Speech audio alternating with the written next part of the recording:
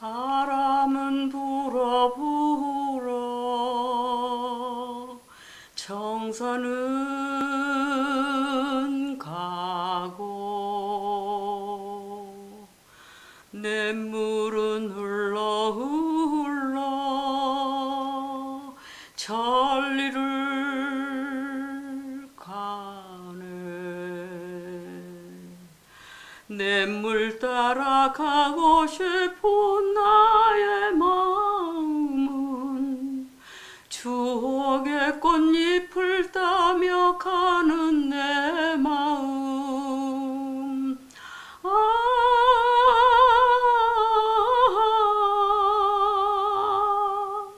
이 얇은 손수건에 얼룩이 지고 찌들은 내 마음을 옷깃에 감추고 가는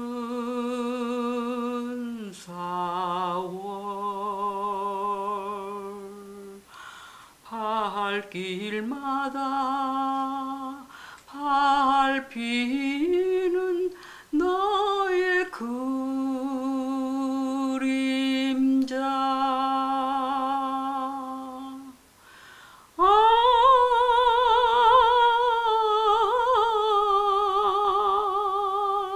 이 얇은 손수건에 얼룩이 지고 찌들은 내 마음을 옷깃에 감추고 가는 4월 발길마다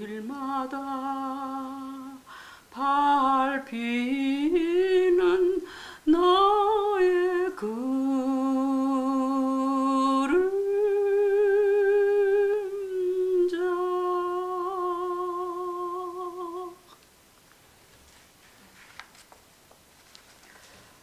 사랑의 철학. 분수는 강과 섞인다. 강은 바다와 하나가 된다. 하늘에서 휘날리는 바람은 달콤한 감동과 영원히 함께한다. 이 세상 무엇도 혼자인 것은 없다. 모든 것에는 신성한 법칙이 있다.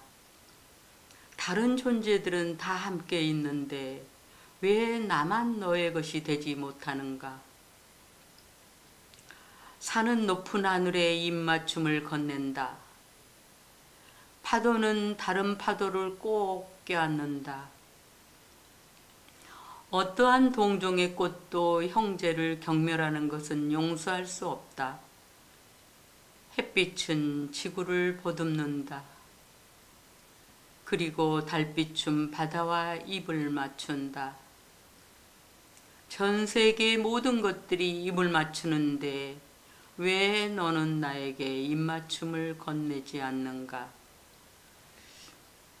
피시비셰 셀리의 시입니다. 사랑의 철학. 여기서 한번 살펴보면요.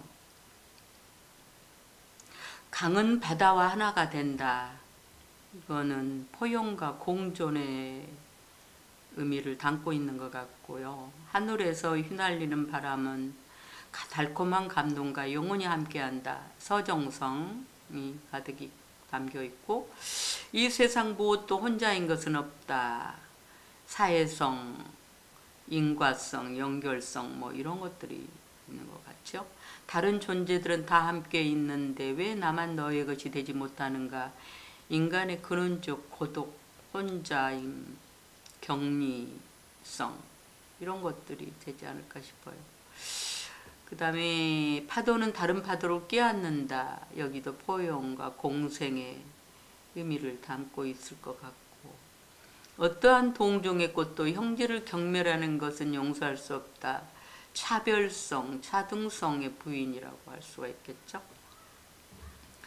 햇빛은 지구를 보듬는다. 공생, 존중, 사랑 뭐 이런 의미.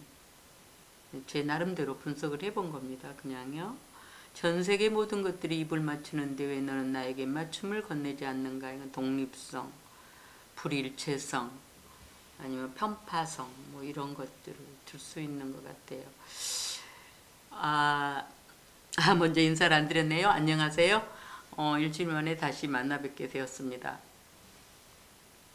먼저 부르는 그리운 마음은 이기철 작사, 김동완 작곡입니다. 작사가 이기철은 1943년 경남 거창 출신이고요. 국문학 박사의 영남대 교수를 지낸 분입니다. 1972년에 여백시초라는 시로 등단을 했고요. 시집 내가 만난 사람은 모두 아름다웠다 외에 6번째 시집을 낸 분이고 다수의 시가 있습니다. 김수영 문학상 외에 많은 문학상을 수상을 했죠.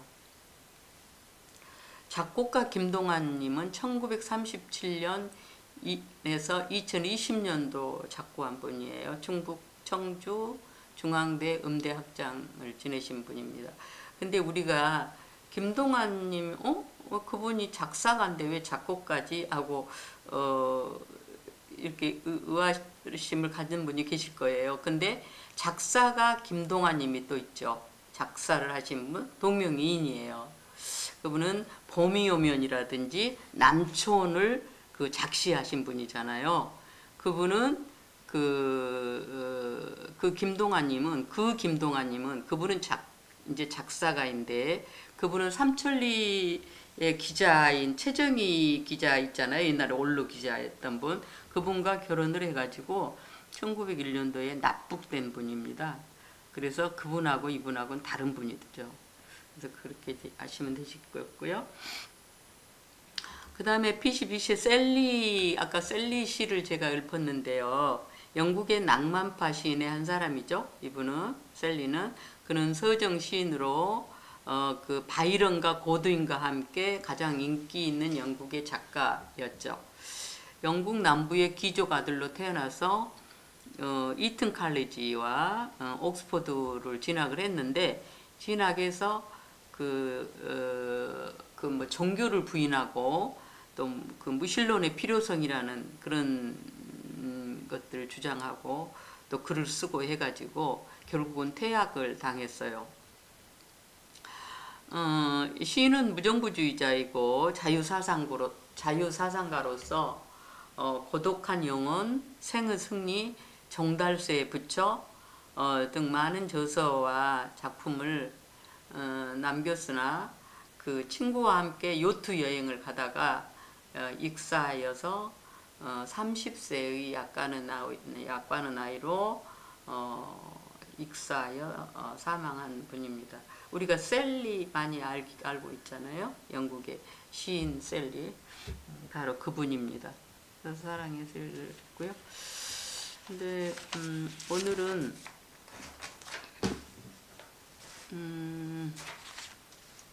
이제 그 환경 문제로 들어가서요. 건축 폐기물 이야기를 한번 해볼까 합니다.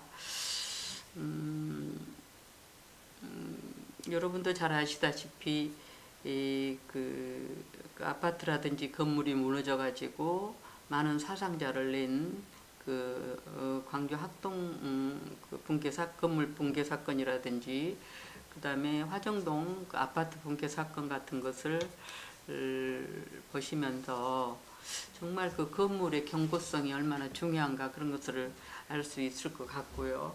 또 인명피해 엄청난 인명피해도 문제려니와 저는 또 한 가지 생각나는 것이 그 폐건축물들을 어떻게 처리할 수 있을까, 어떻게 처리할 것인가 그런 문제들도 가볍게 그냥 넘어갈 문제가 아닌 것을 였습니다. 그래서 이제 그런 생각이 좀 들었어요. 그래서 오늘 그 이야기 주제를 그 건축 폐기물 이야기로 진행을 해볼까 합니다. 이제 대선이나 뭐 이렇게 지방선거라든지 각종 선거에서 그 후보들은 공약을 하죠. 이제 주택 보급을 공약을 내겁니다. 그래서 서울시 지난번에 선거에서도 50만 호를 짓겠다, 100만 호를 짓겠다, 100만 호를 짓겠다, 신규 주택을 공급하겠다, 이런 얘기들을 많이 하지요.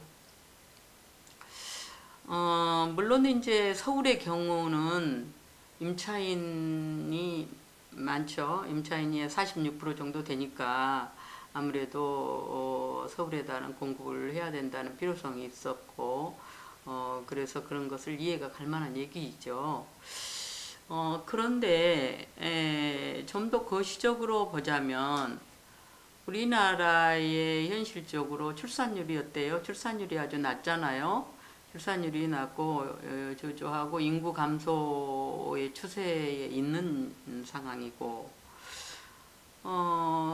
그런 상황에서 무조건적인 신축이 바람직한 것인가를 한번 생각하지 않을 수가 없거든요.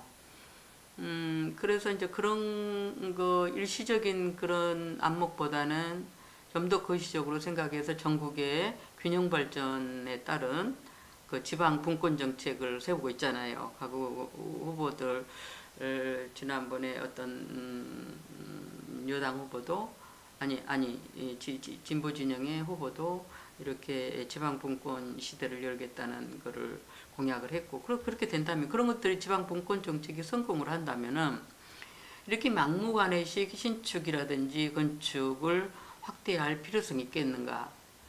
그렇다면 조금 오래된 집들은 거의 공가나 폐가가 양산이 될 우려가 있지 않을까, 이렇게 생각이 좀 들어요.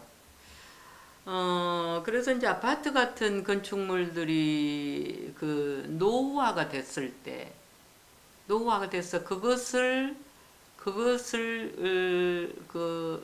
폐기할 때에 얼마나 많은 폐건축물이 나올 것인가, 그것들은 과연 어디다가 다 처리할 것인가, 이거를 생각하지 않을 수가 없거든요. 우리가 이제 앞만 보고 살면 모르지만 조금만 더 깊이 생각한다면, 또 미래를 조금만 생각할 수 있다면 그런 문제들이 눈에 보이고 생각할 수가 있는 거죠. 우리가 이제 그 외국을 여행을 하면요, 그 유럽의 영국이나 아니면 독일이나 그 유럽 쪽의 건축물들은 그렇게 견고하게 몇백 년, 100년, 200년 동안에 서 있는 걸 보면 어떻게 지으면 저렇게 견고하게 오래 있을 수가 있을까? 그것이 아주 굉장히 그 눈여겨봐야지잖아요. 그래서 우리나라의 그 건축물, 우리나라의 아파트들과 좀 그 비교해 볼 수가 있는 거예요. 그런데 이제 우리나라의 아파트 경우는, 그러니까 외국의 거기 아파트들은 100년, 200년 정도 가는데 우리나라의 아파트 경우 평균 수명이 몇 년인 줄 아세요? 평균 수명 47년으로 추산하고 있어요. 아파트가. 법인세법 시행 규칙 같은 데서는 건물의 내역 연수를 45년으로 규정을 하고 있고요. 그러면은 그 실제 아파트를 교체할 때 연수가 몇 년인 줄 아세요? 그거 실제는 26, 7년 정도에만 교체를 해요. 통계적으로 나와 있죠. 아파트 그 정도 되면 때려 부시고 다시 이제 재건축을 한다거나 하는 거죠. 그러면 수명이 길고 짧는 유럽 쪽과 우리나라의 길고 짧은 그 이유가 뭔가, 이런 거를 한번 들 수가 있겠죠. 이제 우리가 이제 비교를 해보면 유럽에서는 우선 재료를 강하고 내구성 있는 것들로 재료로 이용을 하죠. 주로 뭐 적벽돌이라든지 아니면 화강석 같은 것을 이용을 하죠. 일반적으로 더 무슨 세밀하게 전문적으로 또 들어갈 수 있겠지만 우선 우리가 알 수 있는 부분은요. 근데 우리나라는 뭘로 짓죠? 철근 콘크리트로 뭐 세멘트 이렇게 비벼갖고 철근 넣어가지고 아파트를 철근 콘크리트로 짓잖아요. 유럽 건축물은 우선은 벽체, 나와 있는 벽체라든지 그 설비라든지 전선이라든지 그런 것들을 외부에 설치를 합니다. 외부에 설치를 해서 만약에 노화되거나 훼손이 됐을 때는 그것만 뜯어갖고 고치는 거죠. 근데 우리나라는 어때요? 철근 콘크리트 속에다가 그 매설을 다 하는 거죠. 배관이라든지 전선, 각종 설비들이라든지 이런 것들을 다 아파트 속에다가 깊숙이 철근 콘크리트 속에다가 집어넣기 때문에 건축 공법이 그러니까 그것을 만약에 점검을 해야 되겠다, 교체를 해야 되겠다, 교환을 해야 되겠다, 또 보수를 해야 되겠다 할 때는요, 바닥이나 바닥 면적을 모두 무너뜨려야 되는 거예요. 그래서 공사원 난해함도 있고 또 비용도 엄청나게 고비용이 들어가고 그런 상황에서 그러기 때문에 그러니까 그냥 완전히 뜯는 게 낫겠다. 완전히 그냥 때려 부시고 다시 짓는 게 낫겠다 해가지고 수명이 짧은데도 불구하고 그런 문제들이 있기 때문에 재건축이라든지 재개발을 하는 경우가 굉장히 오늘 우리나라의 현실이라고 볼 수가 있죠. 우리나라는 고도의 압축 성장을 기하여 눈부신 성장을 이루었습니다. 그러면서 아파트라든지 그 주택들이 순수한 주거 목적이 아니라 여기에는 투자나 투기의 목적으로 변절돼 버린 거예요. 그래서 이제 이 토건업계에서는 또 그거를 또 더 개발 이익을 또 부추겨 가지고 사람들을 더 구매력을 더 높이게 하기 위해서 개발 이익을 부추기고 수익 창출을 유도하고 해가지고 투기 강풍을 일으키게 만드는 경우가 우리나라의 아파트 문화의 현실이라고 할 수도 있겠죠. 우리나라의 2020년도 기준을 보면요, 아파트 중 20년 이상 아파트가 42.2%가 된다고 해요. 그러면 그 평균 수명을 만약에 적용을 해본다면 앞으로 10년 이내에 5채 중 2채 반이 무너뜨려야 된다는 거예요. 무려 480만 호 정도를 허물고 다시 지어야 하는 형편에 있습니다. 문제는 폐건축물의 폐기 문제인데요. 그 폐기물을 이제 지금까지는 이제 해양 투기 금지 협약이 있는데요. 런던 협약이라고. 그래서 이제 우리나라는 1993년도에 런던 협약에 가입해서 해양 투기를 금지하고 있습니다. 그런데 그러기 이전에 지난 우리나라가 가입하기 이전에 산업개발 시대 한 30여 년 이상을 우리는 그 건축물 폐기물이라든지 각종 그 쓰레기를 어디다 버렸을까요? 그걸 해양 투기를 하거나 매립을 한 거예요. 산 기술 같은 데다가 매립을 한 거죠. 근데 그 아무도 모르게 버린다든지 해양에 그런 경우가 참 많았죠. 폐건축물 쓰레기는 지금은 이제 폐기 시 위탁업체에다 선정을 해서 신고를 하고 그렇게 버리게끔 되어 있어요. 그러나 아직도 몰지각한 그런 업자들이라든지 사람들은 자기 집에서 나온 거라든지 아니면 어떤 그런 폐기물들을 아무도 몰래 한밤중이라든지 아무도 몰래 외진 곳이라든지 그런데 해양에 투기하는 사례가 있습니다. 그런 것들을 우리가 이제 정말 감시 감독을 하고 국민들도 즉시 신고를 하고 해서 그런 해양에 폐기물을 투기하는 일이 없도록 해야 되겠죠. 그러면 콘크리트로 되어 있는 그런 것들은 바다 오염이 심각하지요. 거기다가 투기를 하게 되면요. 그래서 정부나 관계 부처 같은 데서는 신규 주택을 짓고 그런다는 말만 할 줄 알지, 폐기물을 폐기한다는 것에 대해서는 굉장히 말을 아껴요. 말을 하지 않습니다, 거의. 그리고 환경부라든지 해양수산부, 자치단체라든지 건축 폐기물 문제를, 이거는 아픈 손가락이 아니라 두려운 손가락이죠. 그야말로 이 문제를 적극적으로 거론하고 적극적으로 국민들께 홍보해서 그런 문제를 인식하도록 해야 될 것이 아니라, 그런 문제를 그렇게 하면 이제 어떤 문제가 있냐면 또 공급 문제가 또 따르고, 그러니까 언제나 상반된 관계에 얹어 있기 때문에, 그러나 최선의 방법을 거기서 찾아야 되는 것이 우리들의 현대인 살아가는 지구를 지켜야 하는 사람들의 책무이기도 합니다. 2021년도니까 작년이죠. 작년도 제주도에서는요, 그 침적 쓰레기하고 부유 쓰레기가 있어요. 침적은 밑에 땅바닥에 깔려가지고 있는, 바다 밑바닥에 깔려갖고 있는 그런 쓰레기들, 또 부유물은 위에서 둥둥둥 떠다니는 쓰레기들, 플라스틱이라든지 뭐 그런 거 쓰레기, 그런 모든 쓰레기들을 합한 그 해안 쓰레기들이 2만 톤이나 넘게 건져냈어요. 2만 톤 넘게. 그래서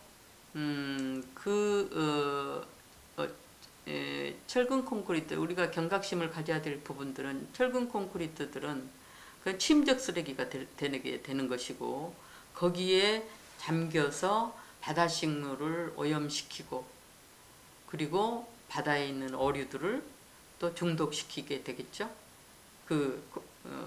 엄청난 오염 물질로 인해서요. 그래서 이제 그러면 다음 차례는 누구예요? 우리 인간이죠. 우리가 최후의 보류, 식량의 최후의 보류라는 것은 우리가 바닷생물들을 말하는 것인데, 바닷생물들이 오염이 되면 우리 인간이 그 다음 위태롭게 된다는 것을 의미하는 것이기도 합니다. 그래서 주택은 투자나 투기의 목적이 아니라, 순수한 투자는 자연 발생적으로 나타나는 투자는 상관없죠. 그러나 몇 채씩 가지고 있으면서 자기의 투기를 희망하는 그런 사람들은 그런 인식을 버리고, 우리는 그 주택은 안식처이자 생활할 수 있는 공간입니다. 그래서 그렇게 인식을 하면서 생각하고, 다주택으로 파생된 많은 난제들을 해결해, 그렇게 인식만 한다면, 우리는 주택은 안식처이다, 그리고 생활할 수 있는 공간이면 된다고 생각하는 그런 마음의 인식만 있다면, 다주택으로 인한 투기들의 그 문제들, 그런 그 문제들을 해결해 갈 수 있을 것이다, 그렇게 생각합니다. 이제 4월도 일주일 정도밖에 안 남았네요. 여러분 건강 또 돌보시고, 사람은 그런 것 같아요. 사람은 이제 그러니까 희망을 상실하면 사람이 살 수가 없다고 그러잖아요. 근데 최근에는 내 개인의 어떤 희망이 없는 거, 개인의 문제는 이런 것 같아요. 전체적으로 사회 분위기, 국가의 어떤 분위기라든지 희망사항이라든지 어떤 그런 의욕이 있을 때 우리 스스로도 희망이 있고 뭔가 바라보고 기쁨이 저절로 나는데, 요즘 같은 데서는 뭔가 답답하게 희망이 별로 보이지 않는 그런 마음이다 보니까 우리 개인의 생활도 어둡고 답답하고 무겁고 이런 것이 연출이 많이 주변에서도 많이 그런 것 같아요. 그래서 정상적인 사고를 갖고 정상적인 사회관이나 국가관을 갖고 있는 사람들은 정말 답답하고 뭐 재미가 없고 그렇다고 그래요.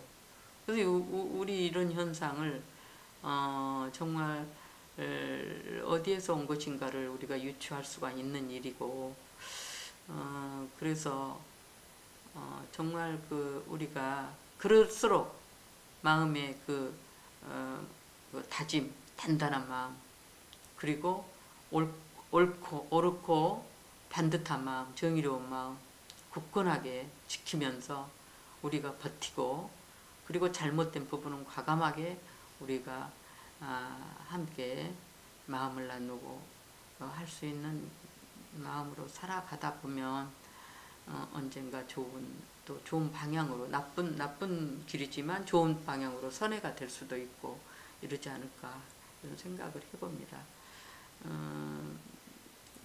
또 건강관리 잘 하시고요. 다음 주에 뵙겠습니다. 네, 감사합니다.